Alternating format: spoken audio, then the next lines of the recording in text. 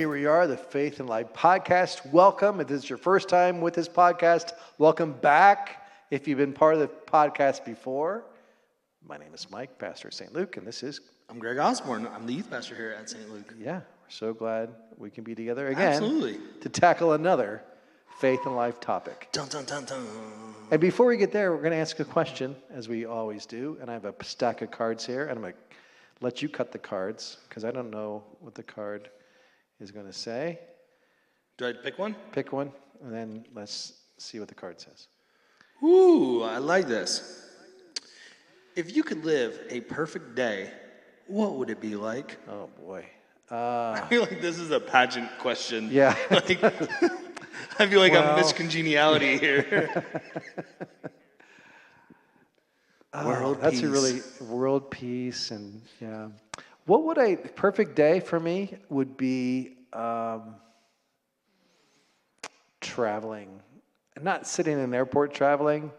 I'd want to get there, get somewhere new to discover, a new beautiful part of the world or a brand new city, different part of the world. That would be an amazing day for me. Yeah. Like spending that day in that city or that place. Yeah.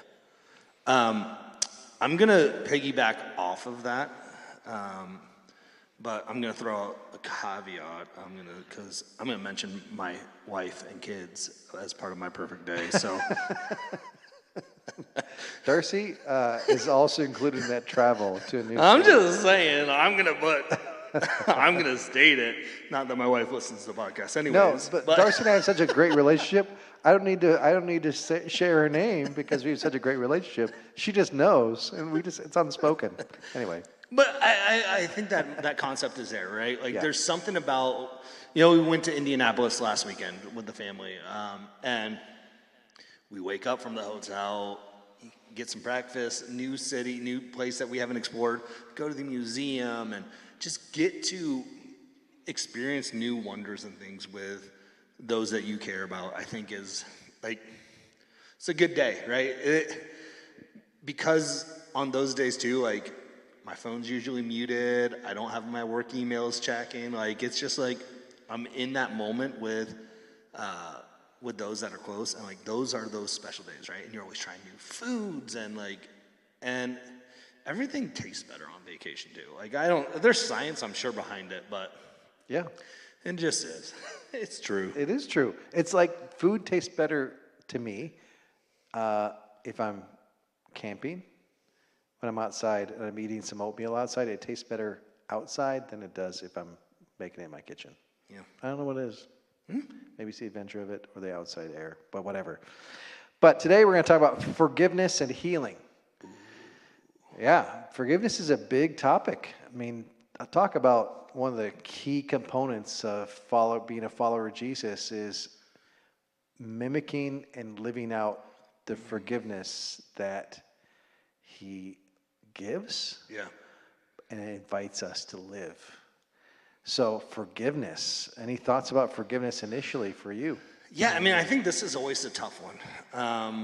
And I think it's tough because I think we have a misconstrued conception of what forgiveness is a lot of times. And I think when forgiveness is it's a personal thing. I think more often than not, it's for me forgiveness is something that I need to be able to do. And so oftentimes we think it's the other way around. If I wrong you, I think oh, well, when you forgive me, it's all about you're forgiving me because I wronged you, but it's really about your mindset of letting go of that, of okay, hey. And I think for me, that's a tough thing to process because I think a lot of times too, if we think forgiveness, we think that means we're also saying hey, what you did is okay, or you wronged me, it's okay. And that is a difficult concept, I think, for us. And so my initial thoughts are I think we struggle with what forgiveness is too. Mm-hmm. And so because of that, it makes it a difficult thing to do and accomplish. Yeah, I think you're right. There's two things in there that makes me think. One is, when you said it's a process of letting go, I have a story about that. And then secondly, the understanding of what it is forgiveness forgetting? Right. Are they the same thing? Are they different? Do they need to have both to have forgiveness? We can get to that question in a second. But let me give you a quick reinforcement to your thought about that. Forgiveness is a process of letting go. Mm-hmm.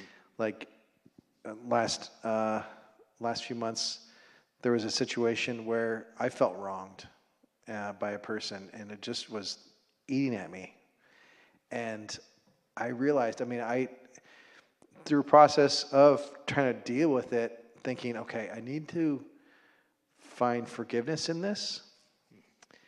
And it was reinforced by Colossians 3, which Paul says, clothe yourselves with compassion, kindness, humility. If anybody has a grievance, if you have a grievance against someone else, forgive that person. Essentially, that's what Paul says. And it's a blanket statement, but spot on, right? So I'm like, yep, I need to forgive. I need to move on. It's eating at me, but I need to move on from this. And I would have a good moment, like, yep, I've let it go, and then it would come back to me. And I'd go, oh, and then I'd let it go again, and it would come back to me. And then the words from Jesus came to my mind, where Jesus was asked, how many times do you want to say, forgive my brother or sister? 7 times? Jesus goes, no, 77 times, or 70 times 7, depends on the translation in the gospel. In other words, a lot. And it made me think that it's not that somebody's going to be wronging me all these times. That teaching from Jesus might apply to me in the process of letting it go. It's a process. It's going to take 77 times for me to go, I need to let it go. I need to let it go. I need to let it go. It keeps coming back to me. Eventually, I'm going to stop dealing with it because I've let it go and I've forgiven it. But that was the first insight, like, oh, Jesus is also talking about my own process of letting something go and forgiving. Yeah, like I think sometimes like you can look at that verse and like, you can lean into that verse and be like, oh, well, if someone wrongs you 77 times, like, it's okay, you just keep forgiving them. No, if someone's wronging you 77 times, you need to move on. Move on. Yeah.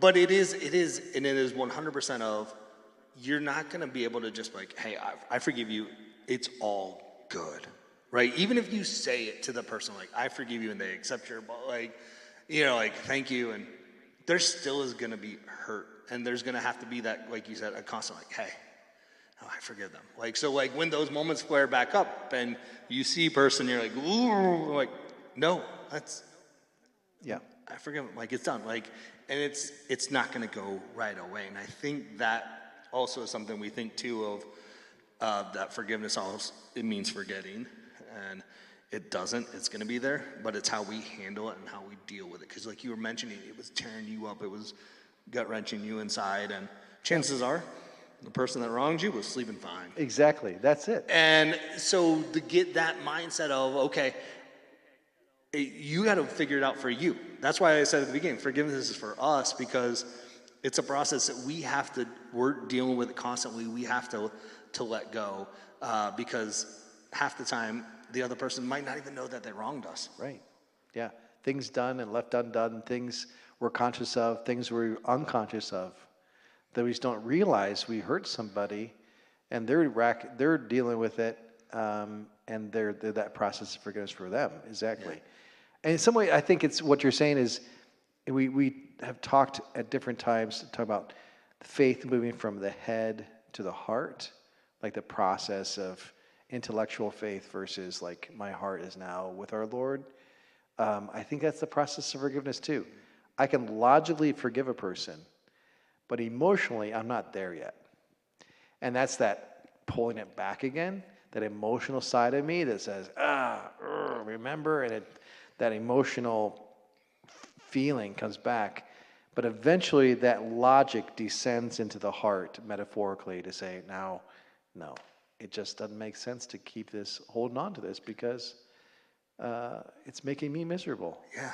It reminds me, I heard this sermon illustration when I was in college, and I used it in one of my first sermons at St. Luke. So years ago, it was this idea of a park bench, of a dog, owner leaves his dog tied up to the park bench, and It wasn't really, the park bench wasn't really super secure.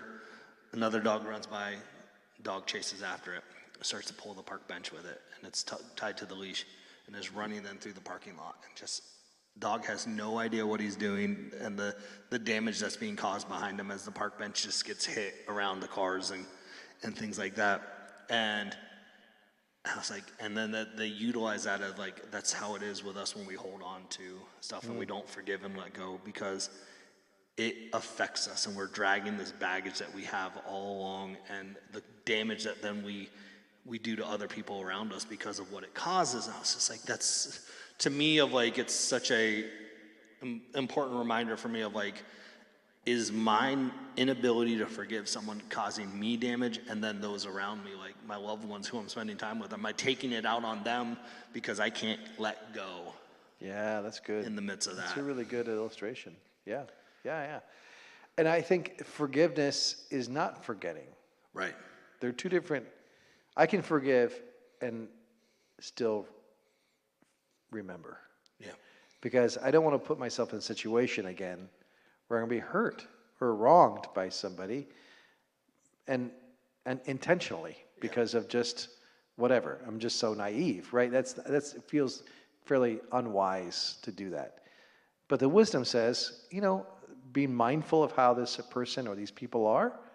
If I've been wronged by them before, doesn't mean I cut off the relationship, but I'm remembering, not in a harboring way, resentment and bitterness. It's more just like being wise and being mindful. And knowing how much you're then going to invest and Yeah. put stock into that relationship as well. Yep. Because I think oftentimes it's like, we say, oh, I forgive you, and it's like, oh, cool, like, it's all good now. Like, I might forgive someone that's wronged me, but there still is going to be hurt that I'm still processing daily and continuing on. And it doesn't necessarily mean that we're going to be copacetic.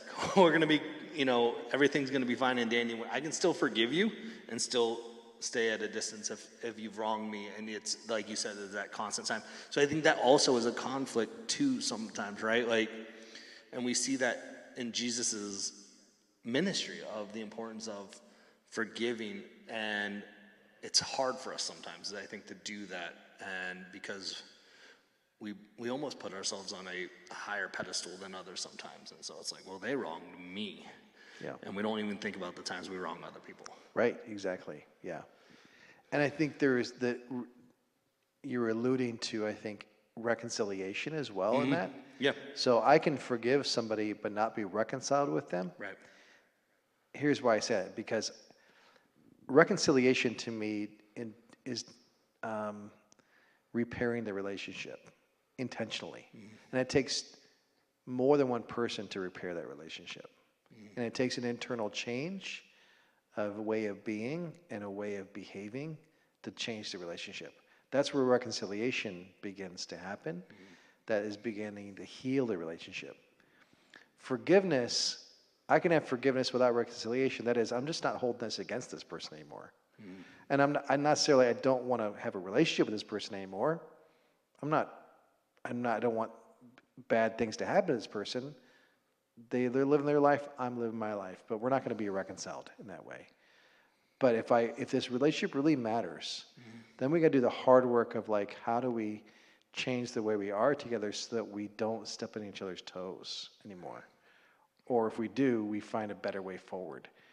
It's tricky. Reconciliation work is tricky, but it's necessary if that relationship really, really matters to us. Yes. And I think that's the key point too, of knowing, like, is this a relationship that matters and is something to invest in and to really deal with, right? Like, and that's why you have people that go to marriage counseling and things like that, because they're like, okay, there's been a wrong here, but we look back at our vows that we said, and we're saying this is worth fighting for, this marriage and stuff. And it's, as I'm going to a wedding rehearsal tonight, and doing a wedding tomorrow, I'm thinking in my mind of like, okay, these are these things that you say, and like, there are people, that you want to fight for and reconcile with, hopefully, in the midst of, some stuff. Yeah, yeah. I think forgiveness can bring healing and hope and allows grace to kind of flow back in and life to flow back in. It begins that process. Forgiveness is the entry point to those things flowing back into relationships. Yeah, I mean,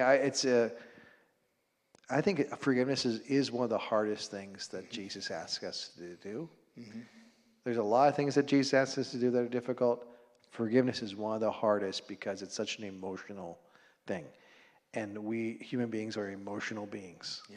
And like it or not, we like to think that we're logical, and we are, and our neocortex and the whole thing are, make all these decisions, but we're making a lot of decisions from our emotional life. One of the last things Jesus did on this earth, forgive someone. Yeah. Right? On the cross, it looks over the thief, Father, forgive them, for they know not what they do. Yeah. Like, in his last moments, one of his last acts is forgiveness. Like, showing the importance of forgiving one another. And I think that's something to keep in mind.